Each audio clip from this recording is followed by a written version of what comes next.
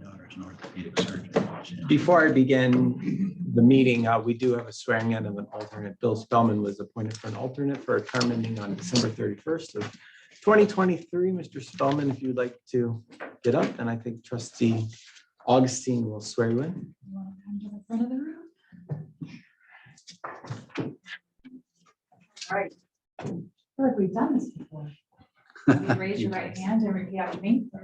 I state your name. I, William Spellman, Do solemnly swear do solemnly swear that I will support the Constitution of the United States that I will support the Constitution of the United States and the Constitution of the State of Ohio, and the Constitution of the State of Ohio, and will faithfully discharge the duties and faithfully discharge the duties of a zoning commission alternate of a zoning commission alternate for Hinckley Township, for Hinckley Township Medina County, in Ohio, Medina County, Ohio, during my term on zoning commission. during my time in the zoning commission.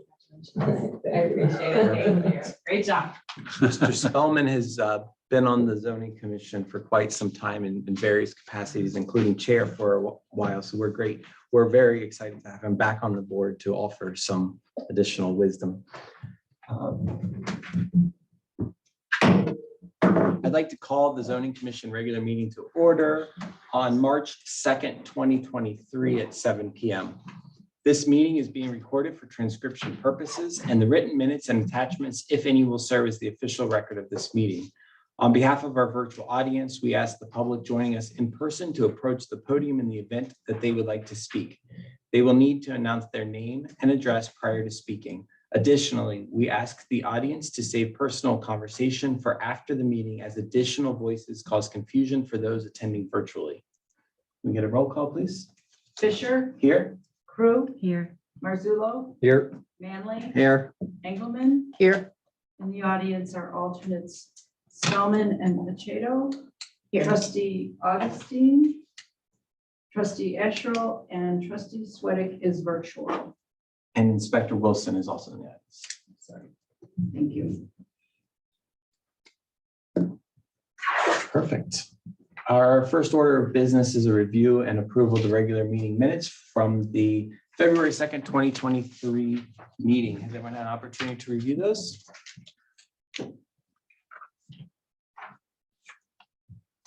Are there any requested amendments?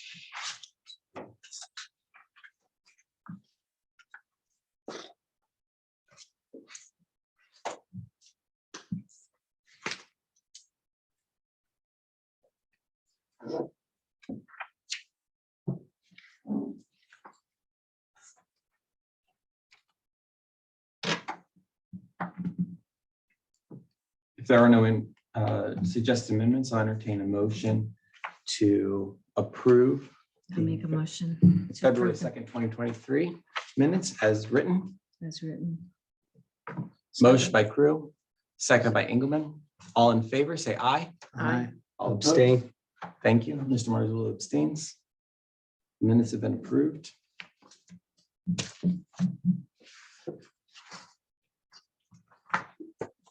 Mr. Wilson, are you here for all of the topics, or did you specifically come for the discussion of the floor area living space Thank you. I'm going to be here for the entire meeting? duration. Perfect. Thank you. Then why don't we just go in order? I think that we'll only cover discussion items 1 and 2 within the new business section, but we'll see how tonight's discussion goes. So the first order of business is a discussion regarding the B1 district at Bellis and Hinckley Hills.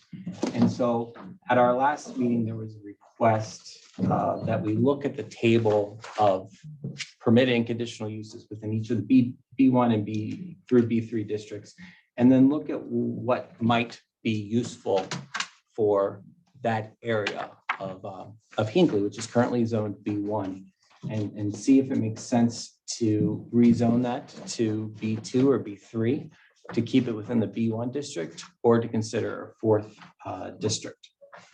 So let me pull up our regulations. I think I have a word version of this. Yeah, okay, 67.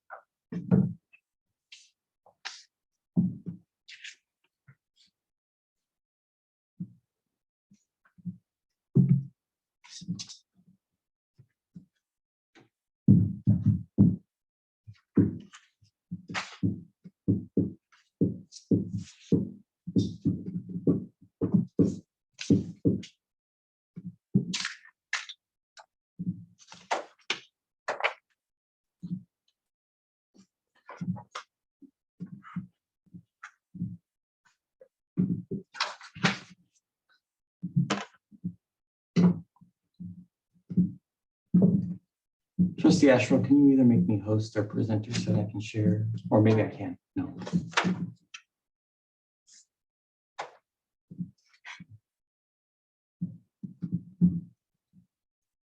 Thank you.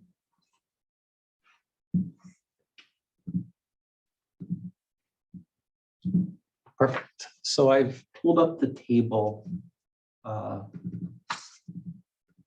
as currently written with the B1 through B3 districts and what is permitted and conditional within each of those districts.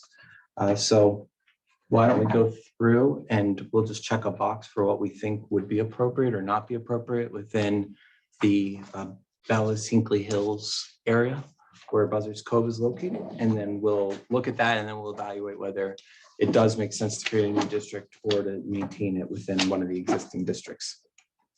So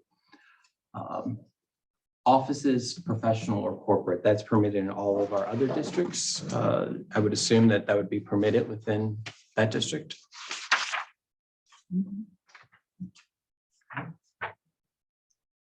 And just so that it's very clear, I'm going to try to highlight if I can.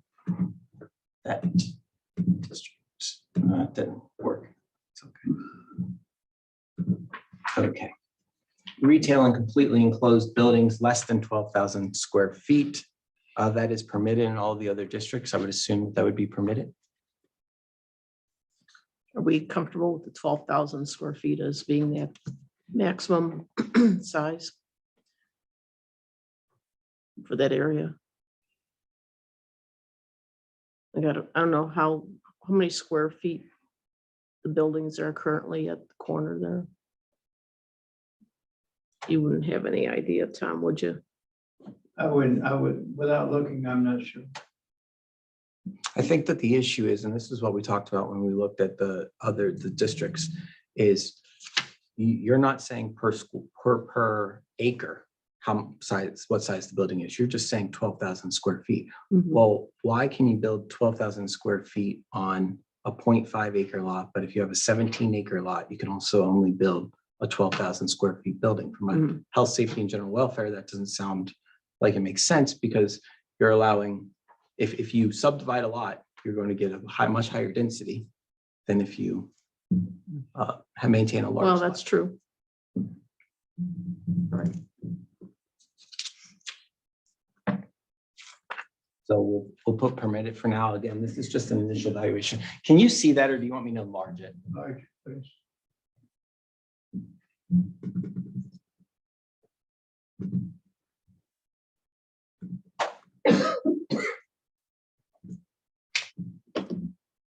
Retail and completely enclosed building greater than 12,000 square feet, I would assume that that would be not permitted within that area.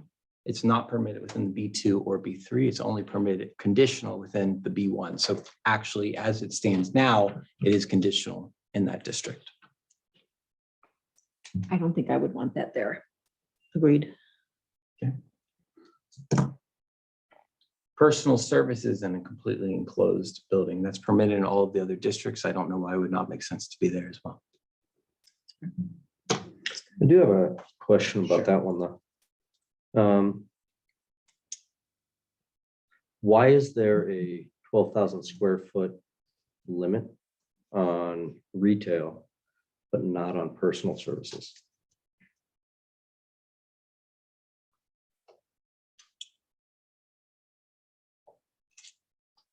How, I guess, how many personal services? Well, and the only thing I can really come up with is if you think about the what's it called? Not the Magnolia Collective, but the collective on Sharon Center. of the, there are several different personal services within there. There's, Oh, the restaurant. well, it's got the beauty restaurant, it's salon, got the it's beauty got the- salon, it's got chiropractor, it's got massage, it's got salt baths, it's got all sorts of stuff in there. I have difficulty with size, so I don't know if that's anywhere near 12,000. But those are certainly personal services. If someone were to also add in, I don't even know what other personal services you could add in, but you could certainly exceed 12,000 if you wanted to go that route. And I guess I'm just kind of curious why it is capping one but not another. Or why nothing else is capped, but retail specifically is. And I think for the retail side, it makes sense. So we don't have a Home Depot or a Menards going in there. But if we're going to limit one, wouldn't it also be prudent to consider limiting others?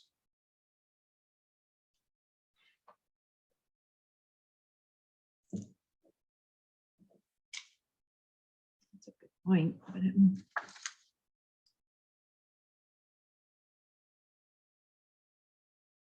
Personally, I think it's likely that you're going to see more and more collectives coming together. Well, and that's what I'm wondering about here is, let's say they combine a restaurant with personal services, because you generally don't see a single use. So I don't know that you see a large building of nothing but personal services, but you might see a building that has multiple different things within it. Well, that is basically limited by our building sizes that we permit within the district. So that would be the way that we would control that is, for instance, within the B1 district, only 30% of a lot can be occupied by a building.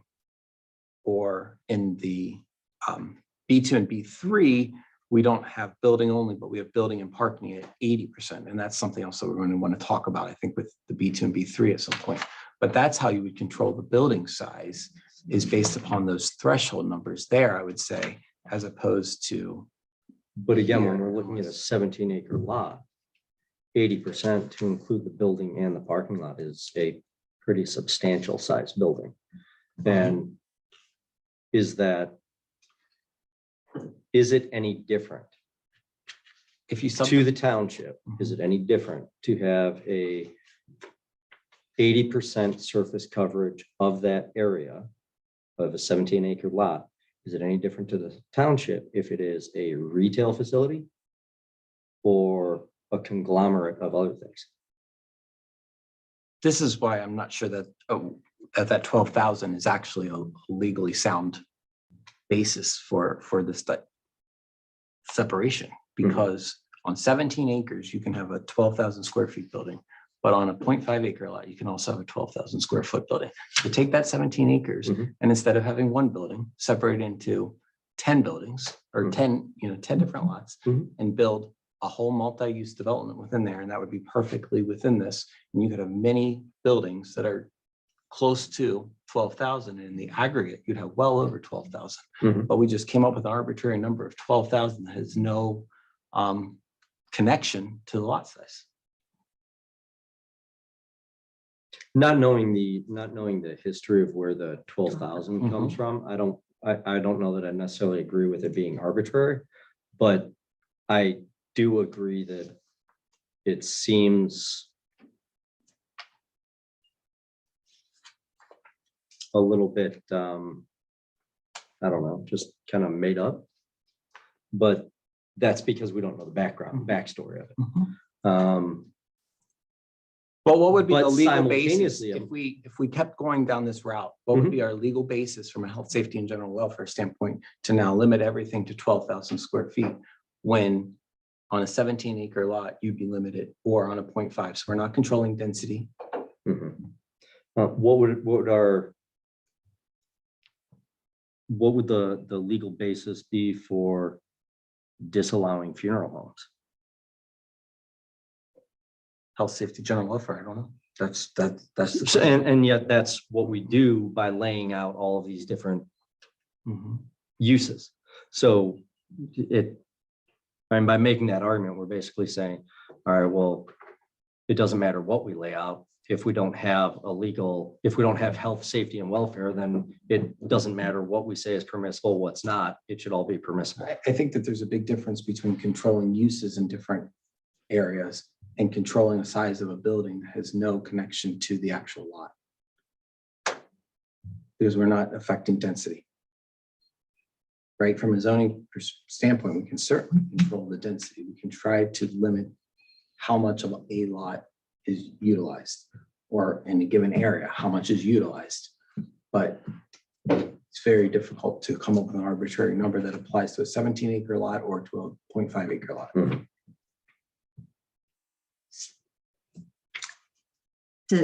Dave, you've been on the zoning board before. Do you know why the reason the 12,000 square feet is, I was on BZA. or BZA, I'm sorry.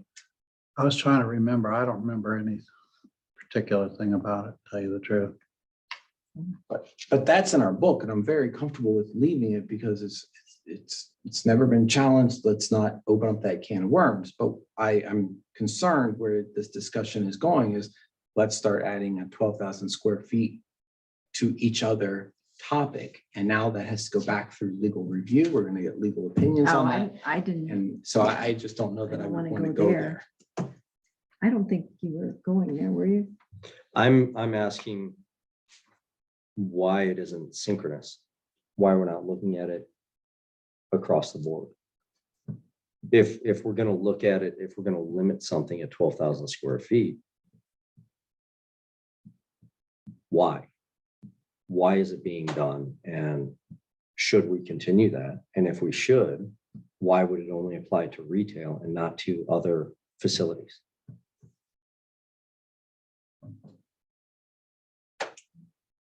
Would a 12,000 square foot restaurant be acceptable? Restaurants are permitted. I'm trying to figure out how big 12,000 square feet. I don't know. That's where I'm So struggling we as well. spoke one time about a Dollar General or something. The average store is 6,000 to 7,000 square feet, I think is what we said.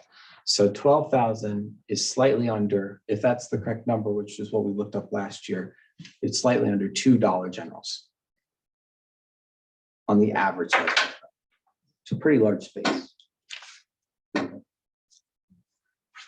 I mean, the warehouse that we talked about, that front warehouse up on 303 is 38,000 square feet. The first day school supply that's existing, that's right The next first to, one. Mhm. that's the, so there, yeah, that would be your perspective. That's So it's 38, roughly a third of that. 1/3.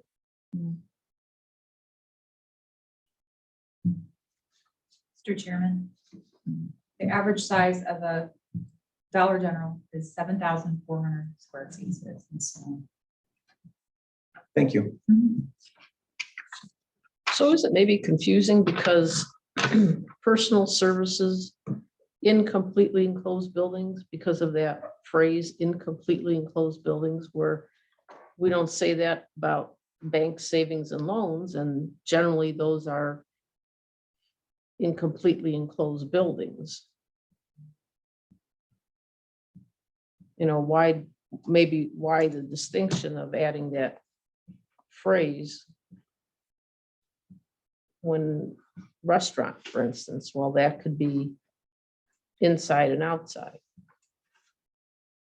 But do we want to make that distinction in the category of usage?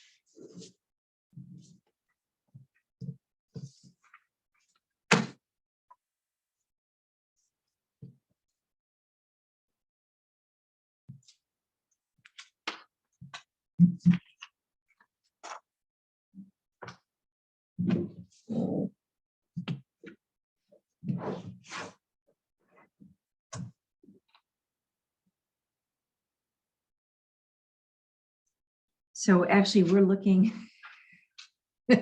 we're looking further than, Way Just- further than I had anticipated. we're looking to change the language here. Well, I mean, I mean, that brings up the 12,000, which is a Right. good point, because 1A and B specify, but then after number 2, we don't specify in completely enclosed buildings. So Well, part of that is, so as it's written, we would not allow personal services that are outside space. We would allow restaurants that have an outdoor portion because that's just saying restaurant. But for personal services, we are specifically calling out that personal services in a completely enclosed building is permitted. But if it's not in completely enclosed building, it's not permitted. So you're actually drawing a distinction of what's permitted and not permitted. I'm okay with number 2 the way it is.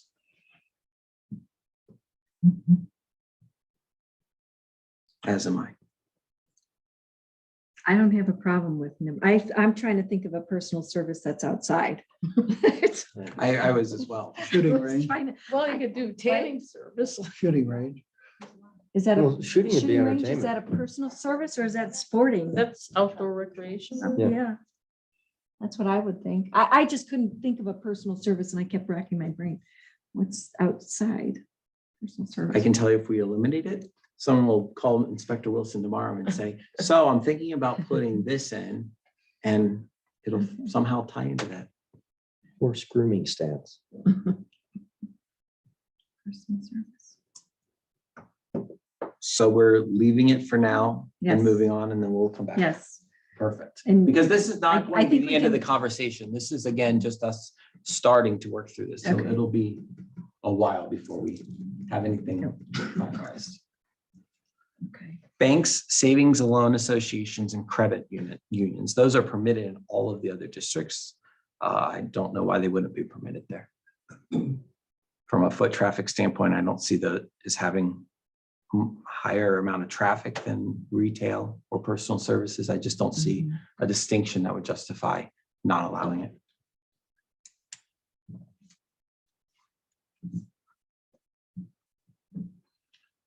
Lawns, gardens, and nursery sales and services. I actually think this would be a great one for that area. I did too. Why and is that so- conditional and not permitted? Great question. It's so that we have more checks and balances. Remember, when something's conditional, the BZA has more ability to impose restrictions. Maybe it's where the location of the mulch, sites are, because that can be messy, smelly. You might not want to ride up against the property line. So the BZA can evaluate it. So that's, I think, one of the big reasons that we put it as a condition. Mr. Marzulli, you're pondering. Well, I'm being very contrarian and I'm not doing it intentionally. We're saying that it's so that we can have more checks and balances. Well, if we want more checks and balances, why isn't everything conditional? And truthfully, I don't think we need checks and balances on all of this stuff. Lawn, garden, and nursery sales. That would be a great place to have one. I mean, we have one right downtown. But they're not, none of the mulch storage or the waste Mhm. is anywhere near a residential district. Mhm. This could potentially be very close to residential district. And so if we don't have that as a conditional, what prevents them from putting that immediately adjacent to the residential district?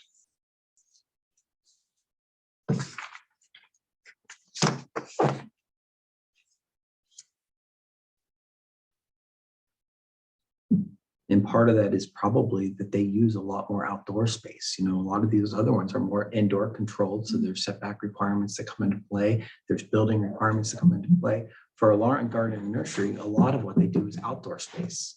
Mhm. So it's more prone to noise concerns, lighting concerns, smell concerns for that matter.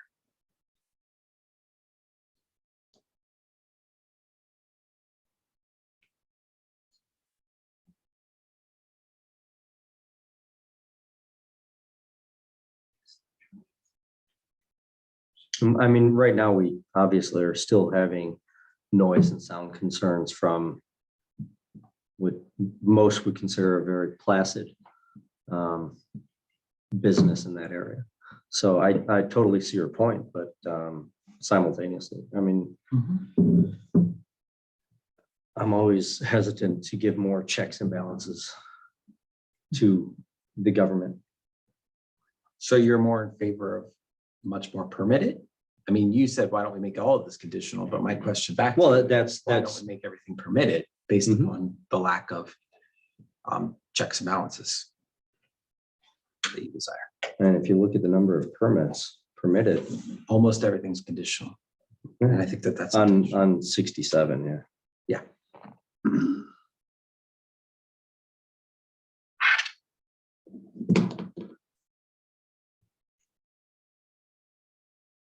Can I put the C there, or do we Yeah, I mean, that's fine. drive up or drive through windows in association with a permitted or conditional use? Conditional in all other districts, I don't know why we wouldn't allow it there.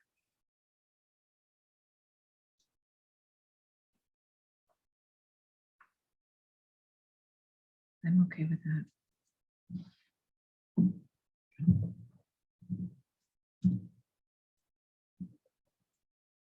Outdoor displays associated with a permit or conditional use. I think that has to be basically conditional unless you wanted to make it permanent.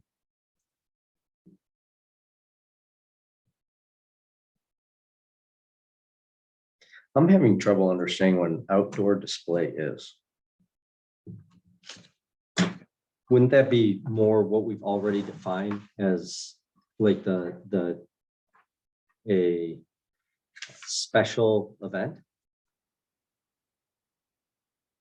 No, because remember, in business districts, a business can only have a certain number of special events. But let's say you have, let's go back to a lawn and garden and nursery, and maybe your outdoor display is some sort of wagon farmers type display of some sort. That could be an outdoor display. It's not a sign. And it's not a special event,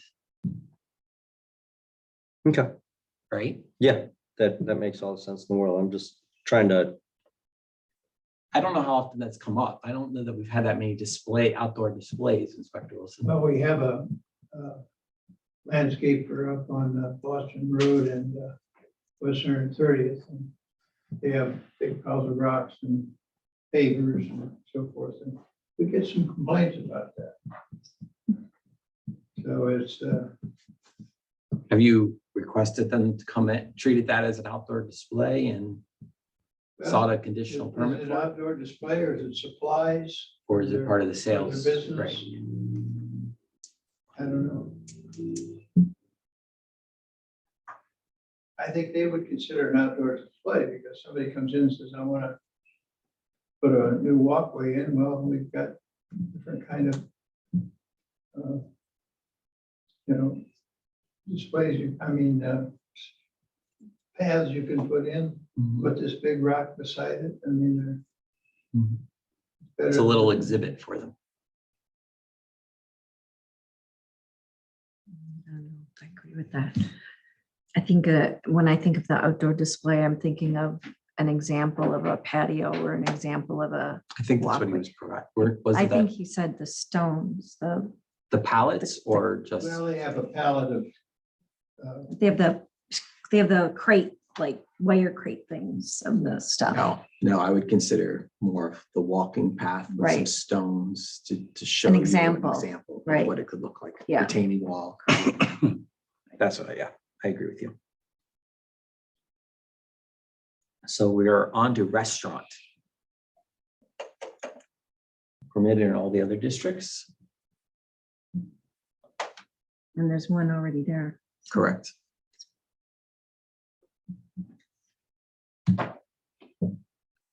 Tavern, bar, and nightclubs, conditional.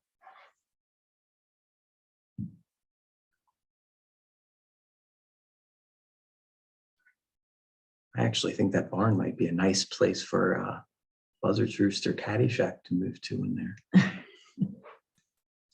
Gone. Would fit right in. Cash, yeah. There would be, obviously, if I mean, it is conditional, so the BZA could have some say, but the only concern that I would be is, again, that's a 17-acre district. It's a small district. Bars, taverns, nightclubs might have some outdoor lighting, outdoor music, particularly if they have an outdoor area. So we might have similar noise concerns that we're receiving if we did have a bar or nightclub there. That was one of the ones that I thought maybe we wouldn't allow there simply because of the size of that district. And the concern that they're in the valley there, noise travels up, and it would be very likely to interfere with residents. Just something to think about. So if that's the case, then I'm not disagreeing, then perhaps restaurant would be more conditional. Right? Because if they're gonna have a patio, Because of the open noise. till 11 o'clock at night, people are joking around on the patio, and it's Echo Glen for a reason. It's a Good consideration. point.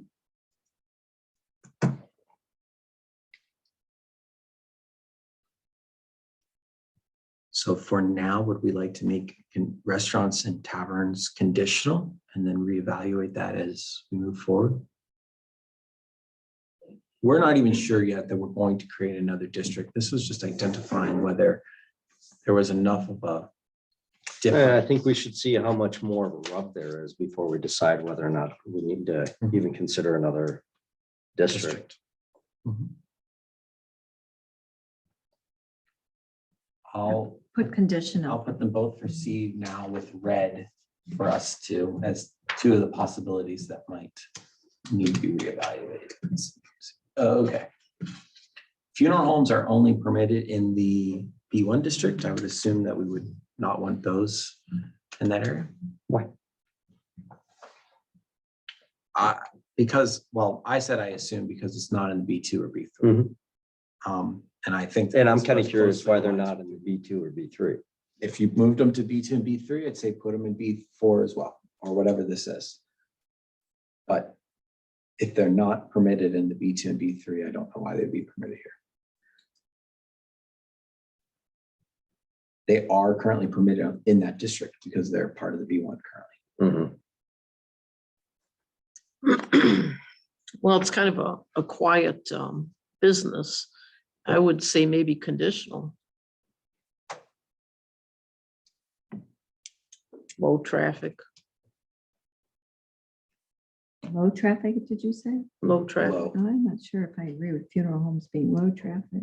Well, obviously they have their peak periods, but Right. after that, I mean, That's true. well, that's what I'm saying, conditional maybe.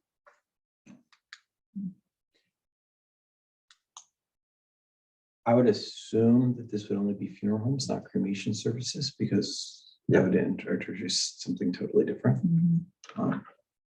But we only are specifying funeral homes. I don't even know if you could float a crematorium That's, no, I wouldn't think you would. with all the EPA regulations right there in the runoff. I don't think it'd be an option. So we want to make funeral homes conditional. But it sounds like we might also want to make them conditional for B2, B3. Right now, we're just looking at this one, but that's what I'm hearing as a possibility. Okay.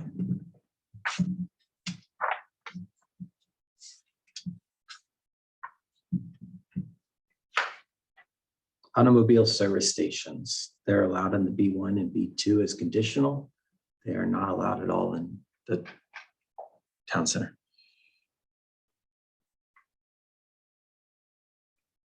I would say not allowed.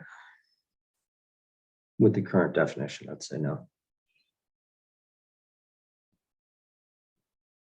I'm okay with that.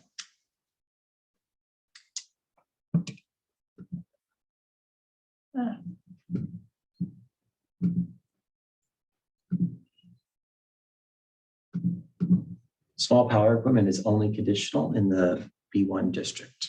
I would assume that it would not be permitted within the within this possible district. I'd agree. Yeah, I'm good with that. Churches and other places of worship are conditional in every district. I would assume it would be conditional here as well.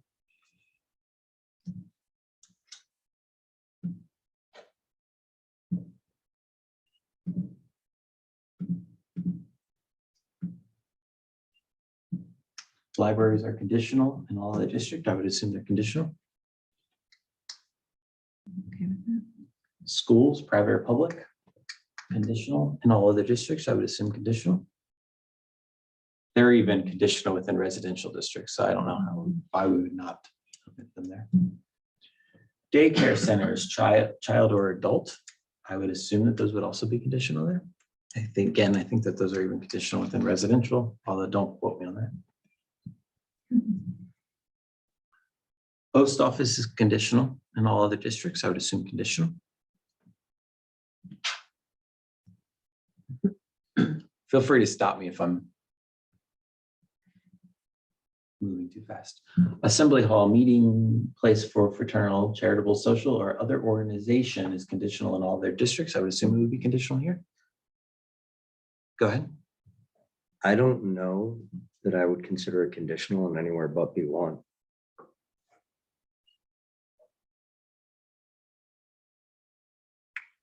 Why did you say that? Because let's say that I'm just looking, and one of the considerations was to make the old fire station essentially some sort of assembly hall. And so we don't want an assembly hall. I could understand if you're concerned about the size of it or something, but to say no assembly hall, I mean, assembly halls don't have to be large. And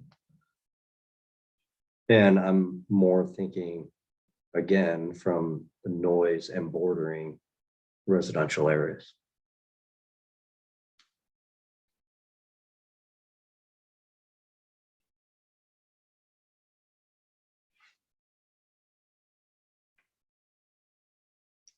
So we said restaurants and taverns and nightclubs are conditional. Mhm. So why would assembly halls not also be conditional? Because I would certainly say a bar and a tavern is more likely. to Much create more noise likely, yeah. than an assembly hall. And I guess the difference in my mind is that the restaurant, bar, nightclub, all that stuff is something that the surrounding residents are likely to utilize. Whereas an assembly hall, meeting place, or fraternal organization, if that is there, it's routinely being used and rarely being accessed or utilized by the surrounding neighbors. But do we look at whether it's going to be surrounding neighbors or neighbors from 2 miles away that are going to utilize something as part of zoning? When you're considering the cost benefit, I think it's But from worthwhile to a health, consider. safety, and general welfare. Yeah, and so the general welfare for the people nearby to it, I think that's worthwhile. How much, I don't see the noise issue for a meeting center. Well, and this is kind of going back to, honestly, it was something that Ray brought up all the time about the wedding bar. You have something like that, and it's a nuisance to the folks around them on a regular basis. That was a residential district, right? That the wedding barn was in a residential district where someone wanted to basically open a commercial establishment with houses Absolutely, right in this is a business district. absolutely. It is a business district, but it abuts the residential district. So you put something of that nature in, and you could have significant issues impacting the residential area right next to it.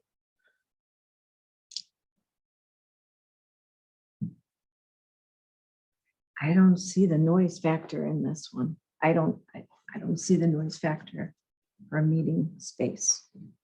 Okay.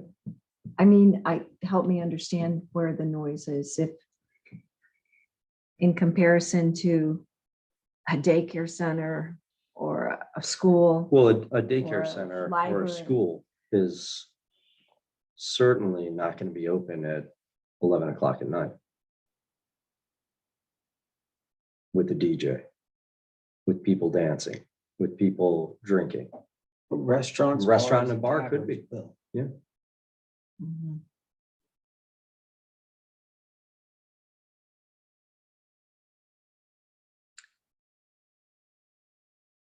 I see your point. It's a meeting center, though. It's in an enclosed facility. It's not outside.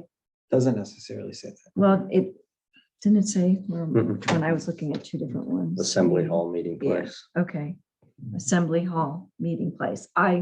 When I look at that, I think of inside. I don't look at outside. And I'm thinking more of like a venue, a place where, okay, we're going to have weddings. We're going to have a place for photographs and enjoying yourselves outside.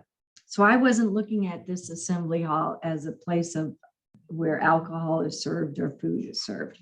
And it could be, but that's not how I was looking at it. And that's and immediately that's- where my head went. Yeah. So I don't know what guess that you don't says get about me, people if you but don't have alcohol, sorry. But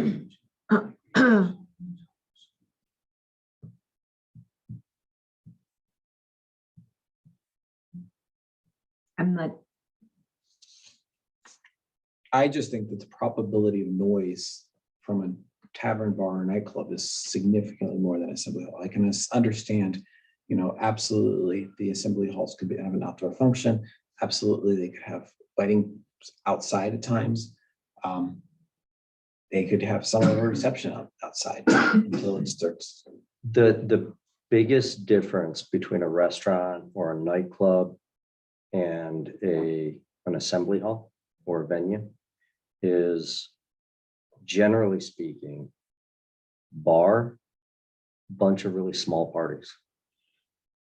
If one party starts to get out of control, they can be told, you're not welcome here anymore, leave. The rest of the noise, the rest of the patrons aren't raucous. It's this table of 2, this table of 4, this table of 6. Meanwhile, at a wedding, something of that nature, everyone gets riled up and feeds on the energy of one another. And I'm not saying this in a negative way, but it tends to get much more lively and it's more difficult to calm it down. Could I suggest you leave it as a conditional and the BZA sees fit to require that if they say there's going to be 300 guests or whatever on average, that they're required to have a policeman on premise or some other form of security that could handle that kind of thing. I think we're beating this to death. And I just don't know why an outright You know. ban for this would make The sense. VFWs and American Legions around the country, I've been in a number of them where they are in residential areas. Mhm. Maybe when they first opened up, there was people complaining about it. I've never seen any complaining.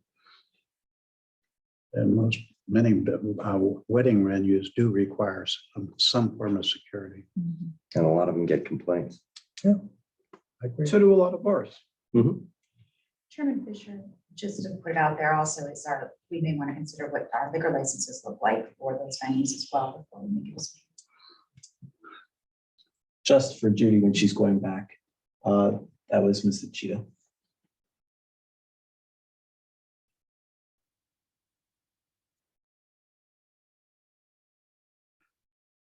I'm not familiar with liquor licenses to know whether, does the Liquor Control Agency have certain districts that they allow certain, so we could actually pull up that district and see, and could someone apply for a permit that exceeds what's allowed in that district? Or would they be locked to that district and they can't vary that? Excellent question, because they can. County has some regulation. It's the state of Ohio has a regulation. I believe they have a number per, like for Hinckley, don't quote me, but I think there's like 3 that you can have in Hinckley. because But they you don't can want- buy, let's say, Buzzard's Roost goes out, they could buy that Yes. liquor license. Right. Correct. And that Correct. would allow them to do whatever they want within that scope of that liquor license. Mhm. And not knowing they vary, so you could have class 5 or I don't even know what they are, but they can vary in what they allow for like a wedding venue. Just something to think about when we're thinking about the zoning, definitely. Thank you.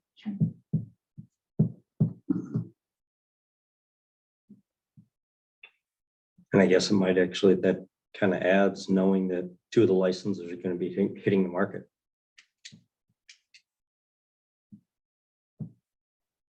It still doesn't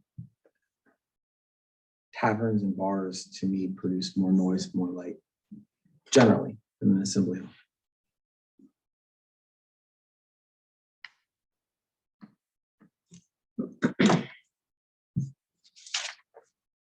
Okay. What's the rest of it? What is everyone else thinking? Keep it as conditional for now? And again, we're just starting this process. Or take it off the table? Leave it as is. I'm good with conditional. Leave it as conditional for now, and I'll mark that one as a red. Is this something that we had a lot of discussion on? So we focus on those areas if we need to come back to it. Indoor recreation is conditional in all other districts. I would assume it could be It's permitted in correct. B1. Correct. Thank you.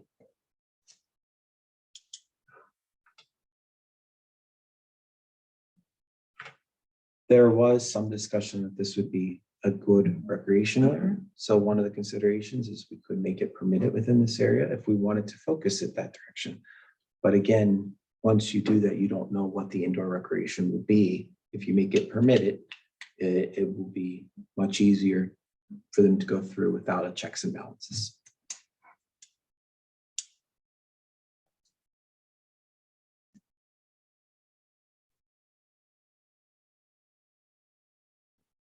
And knowing that we decided that, or that we've said, we haven't decided that it would be good for a recreation area. I wouldn't be opposed to being permitted for indoor recreation. I'm good with that as well.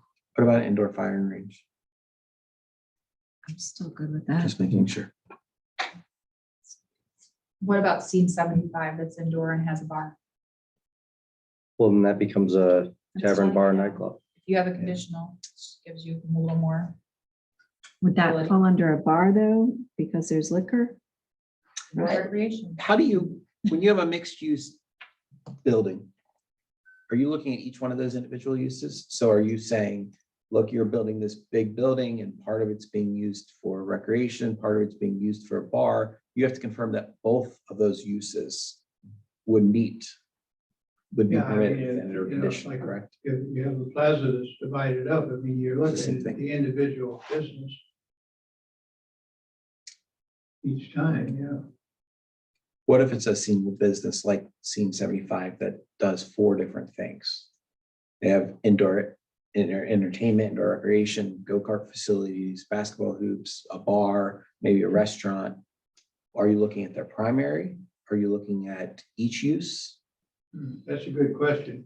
I would think you'd look at the primary and hopefully it has conditional use, because I don't think I've had that since I've been here, but we're both industrial and business. We're looking at the individual units.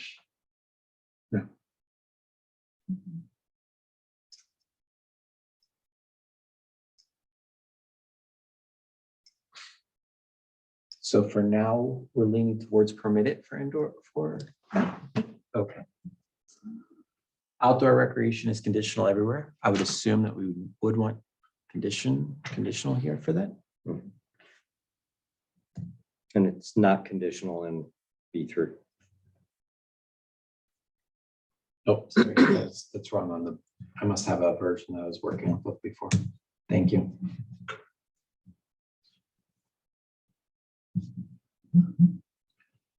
Dwelling units above the first floor are only conditional within the B3 district. And I would assume that we would not want them in this district. How we remove short term. Those were old too.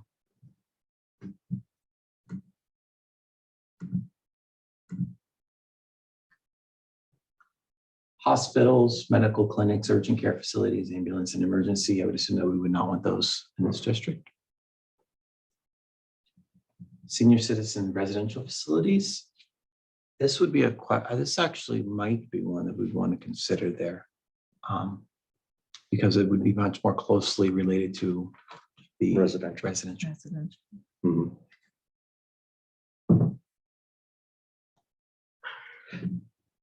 Those be detached or attached? I was gonna units? ask, what is the definition here? Yep. of the I mean, Senior you know, residential Do we, facility. right, do we define it as just detached units, so it's more residential like? You know, Or is it another, It fits within them. It can be either. If, as it currently is written, it's a senior housing, then you would refer to the section on senior housing.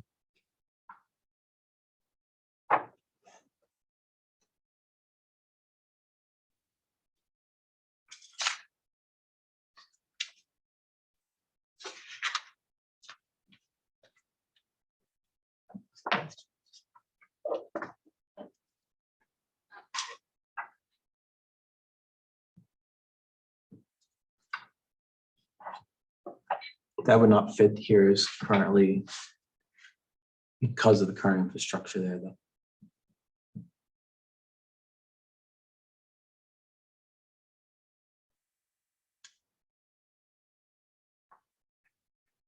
I'm sorry, what was it? That sort of development would not fit there because of the infrastructure. It doesn't have sewer, it doesn't have water.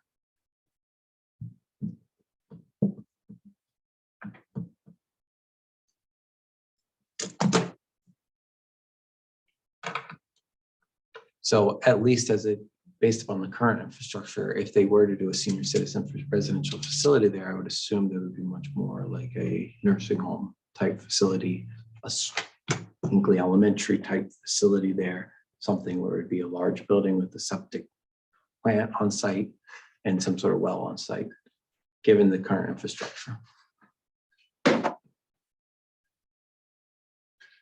It's not to say that that infrastructure won't change, but that would be what I would imagine right now. so maybe not. So maybe not.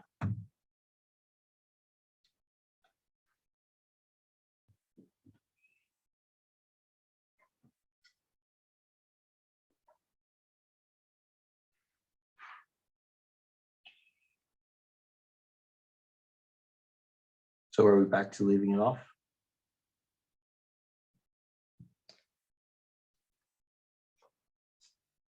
You mean leaving it as it is? Or Well- removing the condition? That's a confusing question as well. As it is, currently it's conditional because it's Right. B1. And what I'm I meant currently there's a blank in that spot. So as is would be blank, which means it would not be permitted. The other option would be conditional or permitted. So I'm doing my own little chart, so. So there's you nothing in that created chart one. right now. It's Yeah. blank. Right. So as it stands right now, it's not permitted.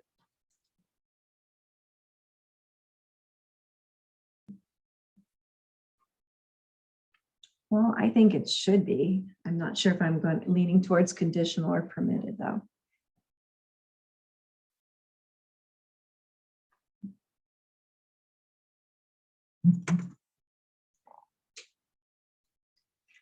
Anyone else? I'm leaning to leaving it out. I'm leaning towards conditional. Just because, again, I think that that's a fantastic site for it relative to the metro parks and relative to the other residential communities. It would be very quiet with very little light pollution.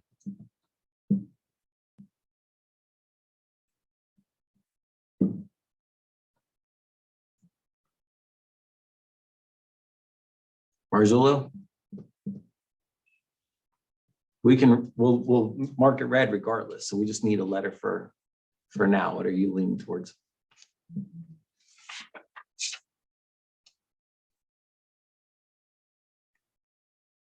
Without any sort of density verbiage, I don't think we can do that to the township. Okay, we'll leave it out. Signs permitted. Similar use would also be, similar use finding would also be permitted, I would assume.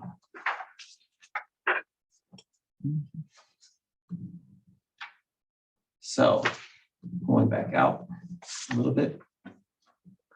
Where do we see differences?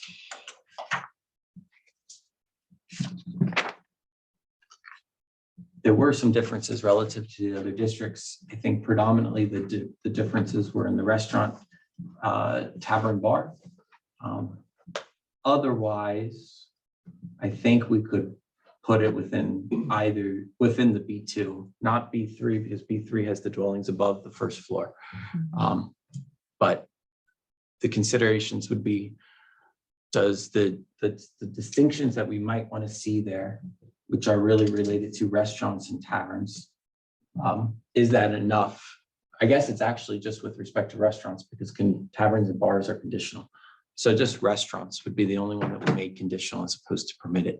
So the only reason to justify to me having a new district is if we thought that that was so important to have a resident restaurant be conditional that we need to create another district. Otherwise, I'd suggest we just put it within the B2 district. Did we not also include funeral homes in there? No, oh, you're right. You're right, conditional. So then there would be 2 items. And the senior. And the senior, Oh, because, yeah, I forgot and seniors. the indoor recreation. So I mean, there's quite a few fair. differences. So do we want to look into a 4th district? Is that where the wind's blowing?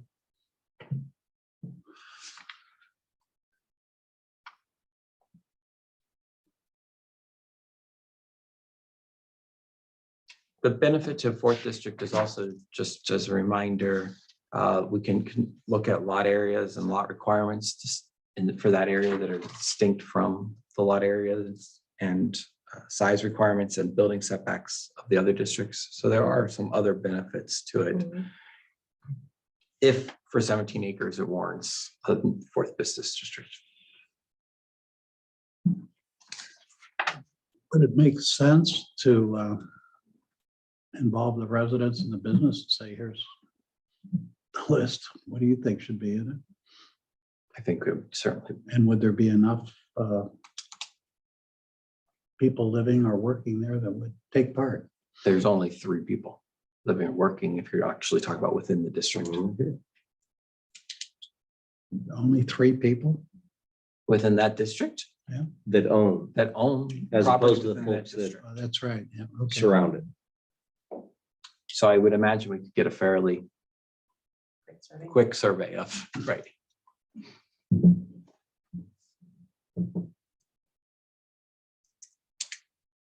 Well, do we want to, I mean, in all fairness, if we do move forward, it's gonna go to open hearing anyways. So we'll get that feedback. And we won't be Long sending a before. text amendment for many months. So Yeah. we'll have this This sitting year. here for a while, and then we'll go through the whole process. So this was just one topic for us to try to work on, get some resolution to in the direction that we want to head so that we can start to manipulate the book accordingly.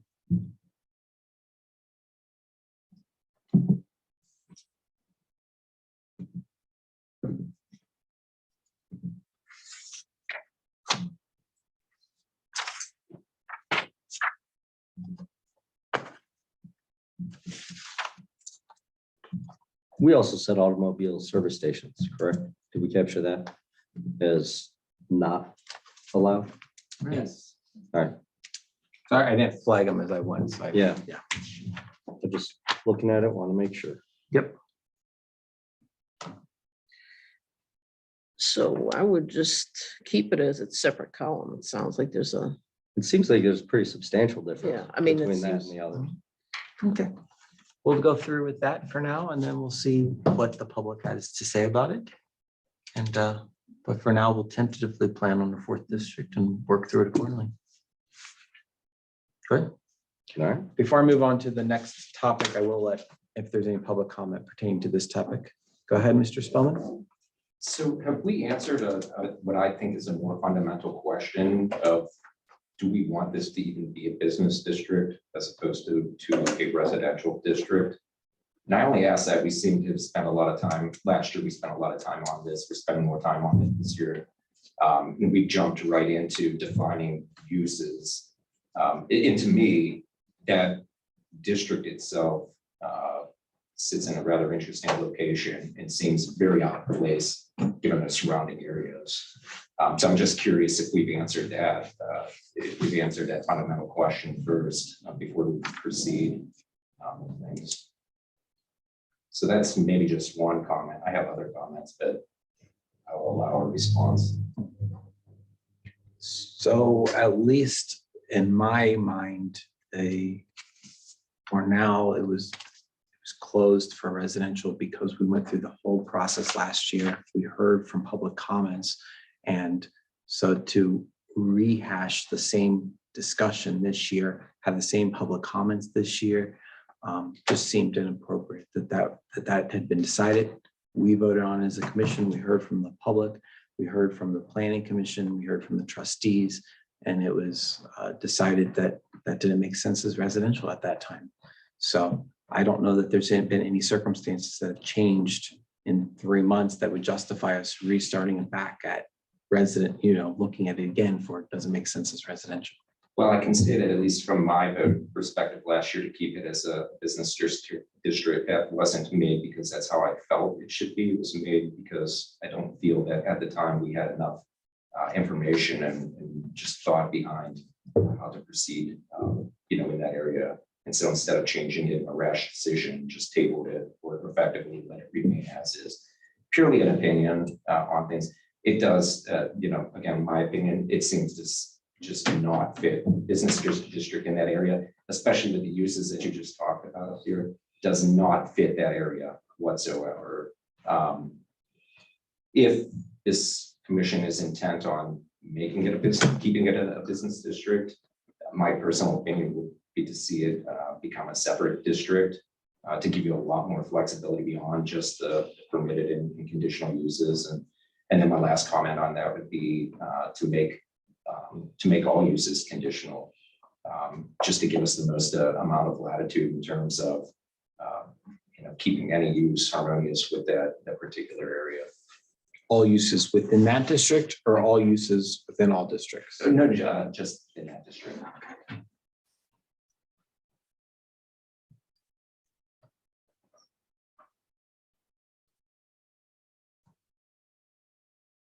If anyone else wants to respond to Mr. Spellman's first comment in particular, I'd be very interested to hear if anyone else has anything to say on that.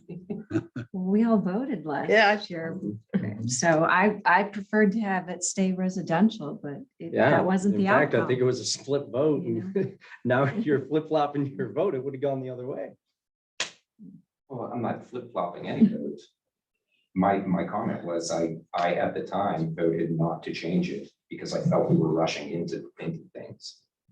My personal opinion, and by the way, it's a little different sitting over on this side of the table. I know you're feeling, but no, my opinion is just in listening and in looking and having gone through that process last year, it feels like that ought to be a residential area, not a business area. I'm just throwing it out there. We can hash through and say, no, we've made our decision and move on. And my feelings are heard either way. I absolutely agree. When we started out last year, I thought that it made perfect sense as a residential district. I don't understand why it was there not a residential district, but for the fact that there was some existing business there. But we heard from the surrounding neighbors. We had the opportunity to hear from anyone within that area or around that area that wanted to speak. We had very little public input, but we did have a lot of public input from the homeowners within that district that were very vocal about they want to keep this a business district. So I felt like we didn't have enough voices coming from the other side to suggest that this should be residential. The other point that we didn't have, that it felt rushed, I feel like we had 5 or 6 discussions on this. And I felt like we had a very robust discussion as to whether it should be business or residential. And I don't know what another 2 or 3 meetings would have resulted in, because going all the way through planning services, I thought that this was going to be residential. And it wasn't until we heard from the public comments that it finally changed the way I looked at it. That was at least how I perceived last year's progression of this process. The feedback was skewed, certainly, and like everything zoning, the feedback is always going to be skewed. The majority of people will be complacent, right? And the people that are affected showed up. I heard a lot of, I should say a lot, I heard 2 or 3 of the owners talk about business uses that they, planned on doing for the last, 2 or 3 decades, haven't got there yet. So perhaps one of these days we'll get there. At least one of the uses would have been not permitted to begin with, not even conditionally permitted. So again, I'm not beating that horse on it. Just seems like, I don't know. Feel like the question, I don't feel like there's closure on that question. I agree. Within 17 acres, I don't know how you control the noise or you control the light. It's just too little of an area to adequately prevent some of that from happening. But those residents had the opportunity to speak and wanted to keep it business. And so that's, for me, the closure is we heard from those residents, the ones that were most affected by it, and they wanted to keep business. So we'll look at it and we'll consider what sorts of businesses, because right now we're in our broadest spectrum of businesses, our B1 district. So maybe we'll limit it to try to control that a little bit better. But I just didn't see the appetite to move it to a residential district. Well, I know my comment was, give it a try when it was suggested, but if it doesn't work out, then look at making a B4 district. And, and up to that point, we had not heard from the property owners, and, those are the people with the greatest interest at stake, because it's property they own. So. I certainly want to be sensitive to the property owners. Don't get me wrong in any of this conversation. We let this township get driven by individual property owners, we perhaps could end up with more of what we have going on in the township today. And I look at that area, in my opinion, I look at that area, it's a business district and surrounded very tightly, a residential, a park-like setting. I agree. And we have an opportunity as a zoning commission to step back and say, before that thing becomes inundated, who knows? I don't know what the future holds, but before it becomes inundated with more congestion, more noise, you have an opportunity to step back and say, what's best for the township? And in this conversation of we should make another business district in this township, is that really driving rural character, especially in that area? And are we at a short supply of business districts elsewhere in the township? Just things to consider in the conversation. With response to that, we kind of have to back the truck up a little bit. It's not that we would be creating another area of business within the township. Correct. It is currently a business district. Realistically, what we've been discussing this evening is, all right, what are appropriate business uses in an existing business district? We are not saying, let's create another business district, right on 303. And at 303 and River, why not? That's not what we're doing. What we're trying to do is say, all right, we discussed this for months on end. And the feedback we received, whether the majority of the board agreed with it or not, was this needs to remain a business district. There was one resident who made a very solid point of, did anybody actually request this? And frankly, that's a pretty solid point that I had not considered. It really isn't our role to come in and say, we're just going to yank this from you. Especially when the feedback that we did receive was, I've been planning on opening a business here. Yes, one of them was not allowed, was an impermissible business. But we talked about it for months and months. And now what we're trying to do is say, all right, the appetite to change it to a strictly residential area isn't there. So what does make sense? What is best for the township in this pre-existing business zone? And do I think that it should have ever been a business district? Personally, no. But it is. And so we deal with it.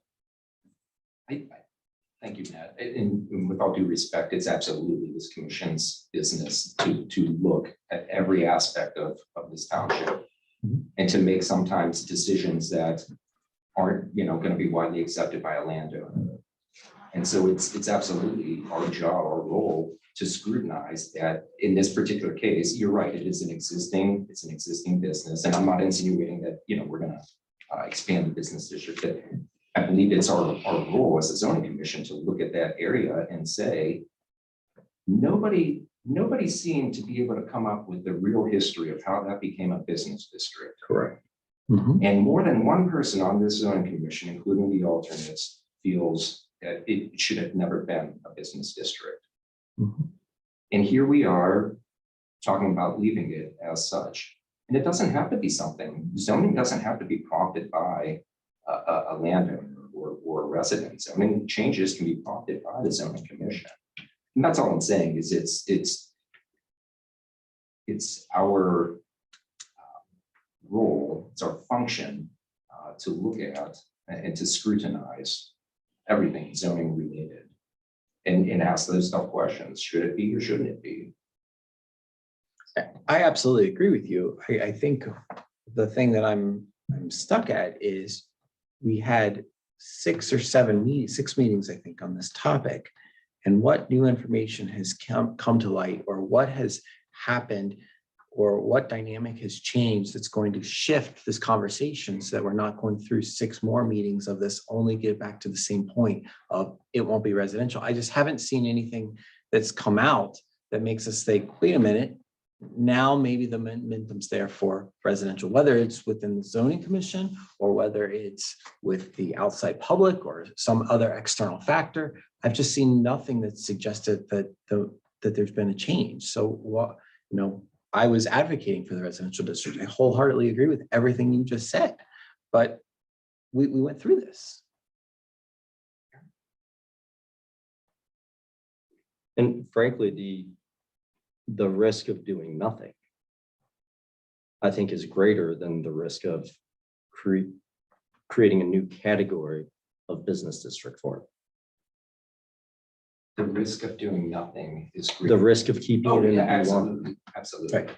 So we're trying to mitigate the potential harm while recognizing that the appetite wasn't there for residential.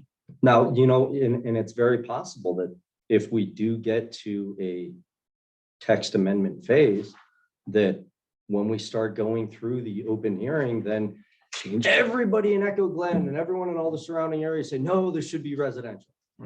At which point we're okay. Now what do we do? Right. Because we've heard from the landowners. Now we've heard from all the surrounding landowners who are unified. Right.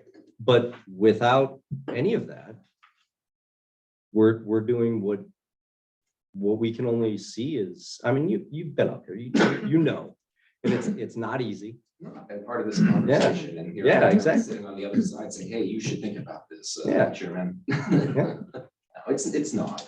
I love it. It does, but there's something that eats away a little at my gut when, and I'm not gonna do this, but if I said by a show of hands, who thinks that should be a residential area?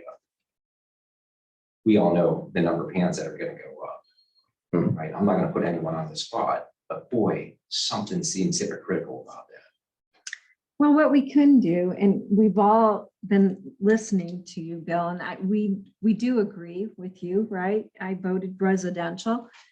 I would raise my hand, but when we started this process tonight, we were looking at these 3 districts, and we had a 4th column to look at where we disagreed, right?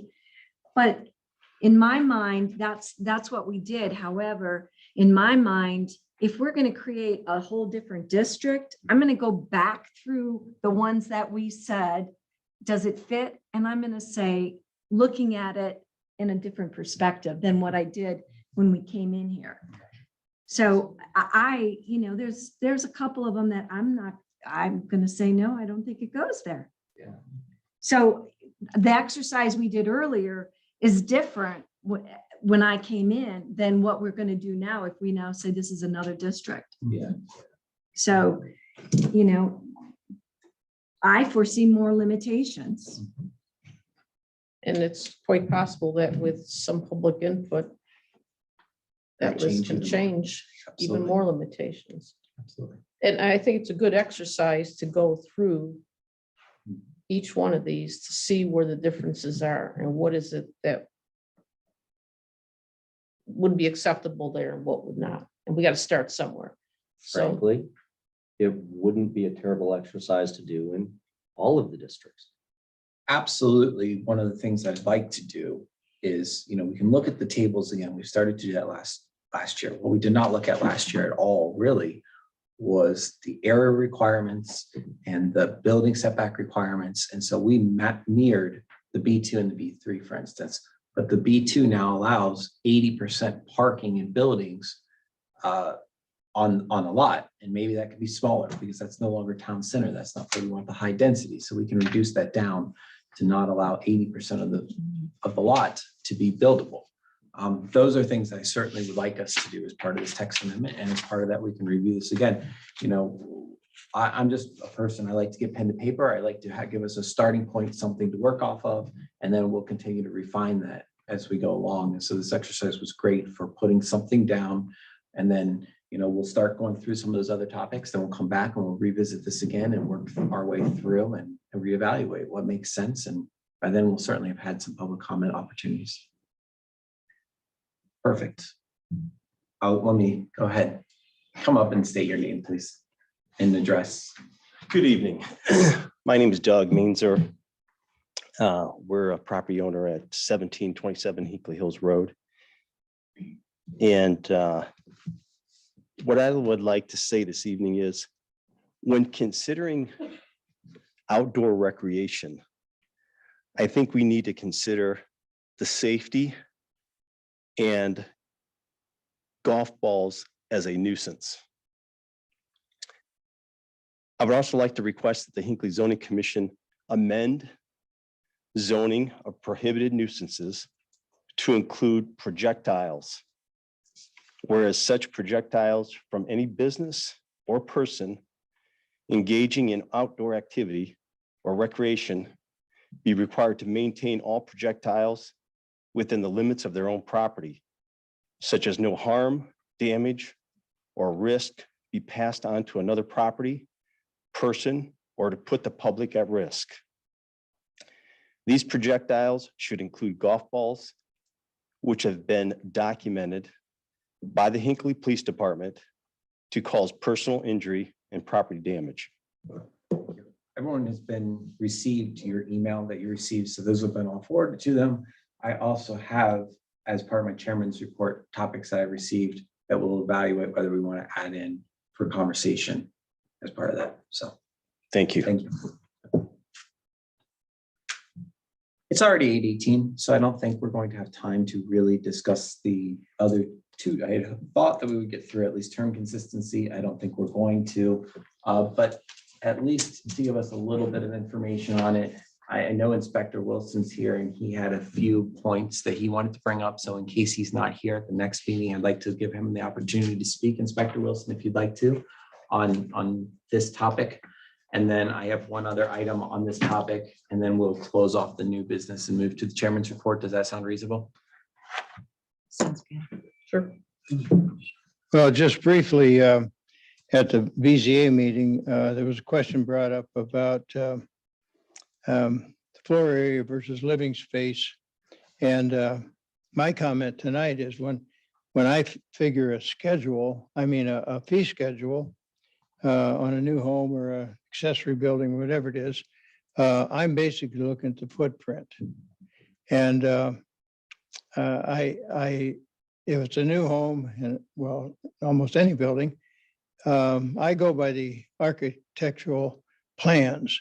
The architects put on those plans how big the first floor is, how big second floor is, or how big the barn is. And I check that and go with that. Now, sometimes architects don't put on porches and steps and things like that. So then I add that to the picture. And I know on page 44 of your book, it talks about living space, I believe. And I think what that's referring to is to make sure we measure correctly the minimum house that's allowed in Hinckley. And right now, it's 1,280 square feet. So that's awfully small. Most of the living rooms that are being built today are much bigger than that. But I bring it to your attention because something, I mean, I know that this committee talks about how the code reads and so forth. So the other comment I'll make on how we figure the fee schedule, somebody's going to build a new house, you have to have a zoning permit from us before it can go to the county. And then the county looks at that, and our zoning department has to agree with the county. And once in a while, I'll get a call from the county and say, explain this, you know, and so I know that they're looking to make sure that the fees they charge are in line with the footprint that we're looking at, but that's how they look at it too, as a footprint. So that was my only comment on that, as you're looking at the language, we have some language that says floor area and some that says living space. And I don't think it does say footprint in there. It was just the way I was trained by the county and by my former inspector to figure that fee. Perfect, thank you. So just as background, we have living area, which is in several places, page 44, 61, and 88. We have living space, which is only a definition on page 10. And then we have floor area in several places. Most notably, when you look at this yourselves independently, look at page 116, which talks about a business area floor area. As far as I can tell, which is related to site plan. As far as I can tell, most areas floor area is defined within the section. So there's a floor area for calculations of parking, floor area for residential, both the R1 and the R2. But for business on page 116, it refers to floor area as well. I don't have a control F, so I can't find it quickly, but it's there somewhere because I found it. It had to do with site plan. Paragraph B3. Thank you. Any existing or previously approved development meeting the criteria of B1 or B2 above that proposes to alter, construct, or otherwise modify a use or site, including expanding the floor area of the permitted use. That's just not defined anywhere what floor area is for purposes of business. So that's just something that we'll want to look at as we move forward with this. Otherwise, I think living area and living space are synonyms. So we likely can just replace living space in the definition of living area. But we do have to look a little bit at floor area. And then as Inspector Wilson was saying, for his calculations for fees, he doesn't actually use floor area. He uses this completely different term. I think you called it floor plan, because he calculates part of the basements. So because basements can include some living space, and our floor area and our living space and floor area definitions both exclude basements from that calculation. So just as a little insight as you work on this, regarding institutions of human care and family homes versus group homes, which are all discussed in our code, I will send to each of you this U.S. Department of Housing and Urban Development and U.S. Department of Justice joint statement regarding state and local land use laws and practices as they apply to group homes. It gives a brief definition and also explains what we can and cannot do with respect to group homes, family homes. Institutions of family care. I did find a few, and I'll scan these and provide these to you, a few definitions of institutions for human care. It's a quite broad definition, so it surprises me that it's a conditional use within our districts, residential districts, because it includes buildings or groups of buildings providing health, medical, or rehabilitation services to individuals such as hospitals, nursing and residence homes, orphanages, and rehabilitation. So it's a very expansive thing that could be within a residential district based upon this. They also, what I liked about a couple of these is they also provided definitions for rehabilitation homes and residential care facilities, a residential care facility being basically a residential home. So I liked finding some zoning language that talked about all three of those basically to help us guide how we should define things. So just something to look at that I'll provide to each of you for the next meeting as we work through that. The term consistency section will be our topic that we'll focus most closely on next meeting. And then we'll go through a couple more topics. And then once we kind of get a collection, we'll go through them all again and reevaluate the stuff we've done today, plus other things, if that's okay. Chairman's report, similar use finding. Sunbelt Tools applied for a similar use. They're a rental equipment company. We allow business construction construction equipment within the industrial district. And so they ask for them to be considered a similar use to that. This would be the first time the BZA has reviewed the similar use, because as you remember, we moved it to the BZA for evaluation as opposed to us. I think they did a great job. They had about a 30-minute discussion and agreed that Sunbelt is a similar use, so they're able to proceed forward. I think they're still evaluating whether they need to obtain any variances or not. Well, that's correct. So that would be their next step. They'll go back to the BZA for variances if they do need any. Otherwise, we'll see them at a preliminary site plan, assuming this moves forward. Arborcrest replat. You saw probably that there's a very large parcel in the back of Arborcrest that they're requesting to have replatted to divide it into 3 sublots. It's currently 1 sublot. It extends all the way to Bellis Road. So they want to have 2 cul-de-sac lots and then another lot that comes directly off of Bellis Road. So that will go before the Planning Commission because it is a replat of subdivision. Mr. Marzulli, you had a question? It's not a conservation. Correct. So the lots within the subdivision will be a little over 2 acres, I think. And then the other lot will be much larger that's coming directly off of Bellis. I know that their HOA has provided comments opposing this for a variety of reasons. From a zoning perspective, there was really no reason for the zoning inspector to have any oppositions to this. They are seeking our comments. So if you do have any comments, just go ahead and send them to Suzanne. And then I'll provide some paperwork.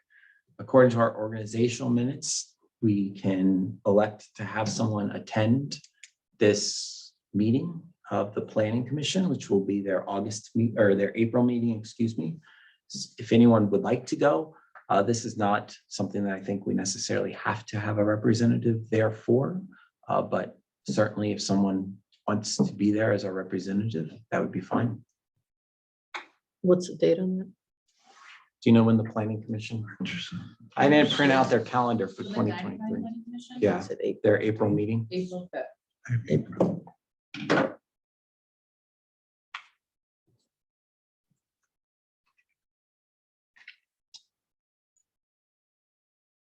Does anyone have a desire to attend? If so, we'll appoint you as the liaison. No? Well, at this point, I don't know yet. I might just go for curiosity. Does anyone think that we need to have a representative there from the zoning commission? Well, I think if somebody has comments, we should have some representation, but when you say you're asking for comments, are those personal comments or are those comments represented at the zoning commission? So if we appoint you to go on behalf of the zoning commission, you'll be speaking on behalf of the zoning commission, Right. not as personal Right, comments. so I'm not looking to go necessarily, but if somebody does have comments to give you that would be representative, then somebody would need to go. The only thing I think that might be applicable is the verbiage we have that we instituted for conservation developments, where all sublots must be accessible through a main thoroughfare. Specifically, it's specifically tied to conservation developments, but I know the intent was to expand that to just all PUDs. I don't know that we got there. But I think The other thing would be that final lot, while it would be, I guess, considered part of the subdivision, it's a replat. So it's basically a lot directly off of, I mean, it's just an empty lot that's no longer part of the subdivision, right? The reason that works for conservation is because as part of the calculation process, they have to be tied into a single road. But if you have 75 acres and you want to subdivide it so that 4 of those lots are just coming off of Stony Hill, for instance, and the rest of the lots are connected to the main road, you're permitted to do that. There's nothing that we can do to stop you from having those 4 lots connected off of Stony Hill, as long as you have the frontage requirements. yeah, the only difference is that the actual site review and everything that went through, it was, all right, this is what we came to you with, and Right. And that's why now we're they changing. do the have to go rules. through a replat because of that.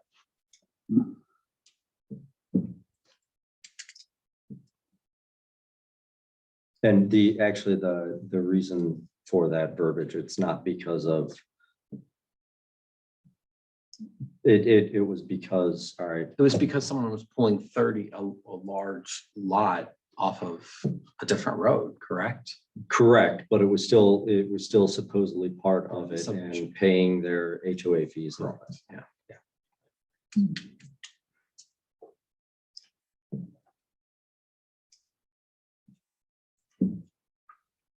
If you want to provide comments, just get them to Suzanne. I think we have until the 15th or so of the month. So just try to by the 10th of the month to provide comments, and then we'll compile them and send something. Otherwise, I won't send anything written comments to. Has the homeowners association expressed why they are opposed? Too much traffic, too much noise, too much dirt? Trustee Augustine, do you want to speak at all on that? I received an email from the HOA president with regard to their concerns. It's my understanding, and I put this in my comments to the planning commission, that they have been trying to contact the new homeowners who are supposed to contact the HOA before they do anything with the lot. And furthermore, there was a previous planning commission report that dates back to 2011 that shows that, bear with me, I have to find it here on my documents. It says in staff comments, I believe it's number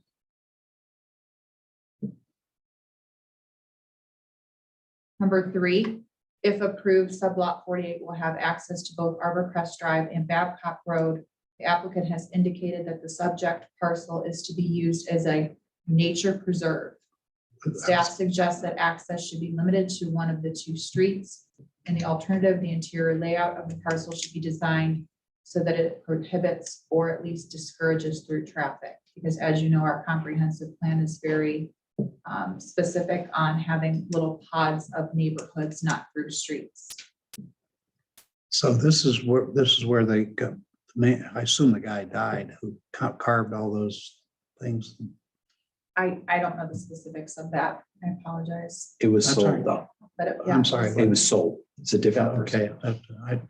I know he was sick. So those were the things that I submitted to Medina County Planning Commission on behalf of the HOA president. That's fine.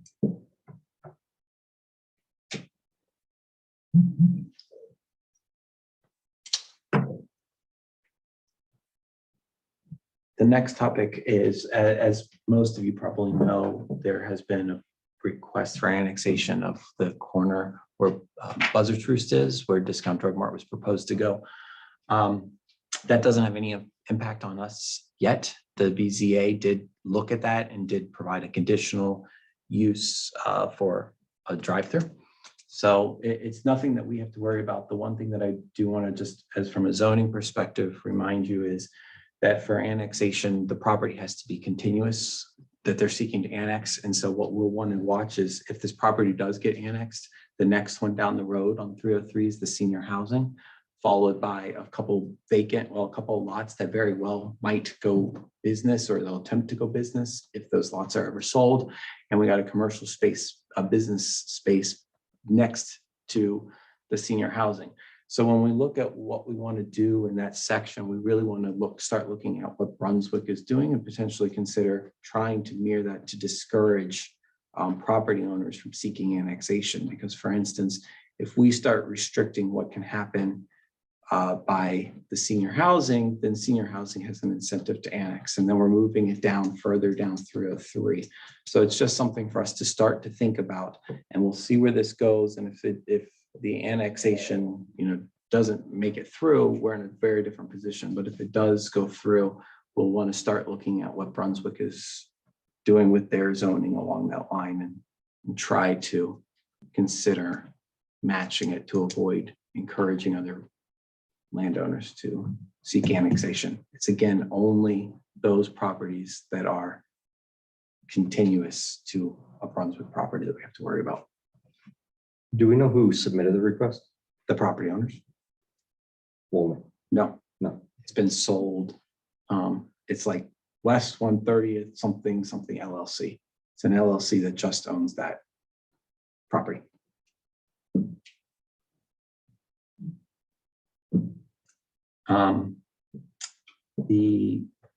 Before I do the next, well, I'll just announce the next regular zoning commission meeting is April 6th, 2023. We received 2 emails regarding future items for discussion, one being related to nuisances. That was the topic that we just had. Now, I think that that's a topic that we probably do want to discuss as part of these text amendments. So I'll leave it, it won't appear on the new business section yet, because I try to limit how many items we have on the new business at any one time to those that I hope to accomplish that night. But I do think that we'll look into the nuisance section as part of this package of text amendments. Did you have something to say, Mr. Marzulli? You were looking at me like you were ready to speak. No. Perfect. And the other one related to senior housing, and specifically multi-dwelling units within senior housing. Senior housing is allowed within the conditionally permitted within the B1, B2 district. This is a topic that I think we're going to want to wait to see what happens with the annexation on, because I really think that that will guide what that looks like. So that one I'll also keep on our set of new business, and we'll see where it comes in the next few months, and then where we are in terms of text amendments, and then we'll evaluate whether that topic is a topic that we want to proceed with discussion with or not. Last month, you also mentioned conservation developments. Are they still on the list somewhere? We'll discuss those. We'll discuss automobile service stations. These were just new topics I wanted to briefly just Gotcha. introduce that we have. But as I said, I don't want to, we used to have a subject matter list, and it just had a running list of items that we wanted to discuss. But I didn't think I thought that was doing a disservice to the public, because they might be very interested in item 7 on that list, and then Gotcha. come to a meeting and then realize, wait a minute, you're 4 months from item 7. So I'm trying to keep the new business at just the topics I hope to have some level of discussion on. But absolutely, Got it's it. on there. Okay. I have nothing else. Ms. Crew, I don't have anything. Mr. Marzullo, Pretty good. Mr. Manley, Nothing. Ms. Engelmann, Nothing? trustee, No, thank you. trustee, Mr. Wilson. Members of the public. No. Perfect. At this time, I'll entertain a motion to adjourn at 8:39 PM. So moved. Moved by Marzullo, Second. seconded by Crew. All in favor, say aye. Aye.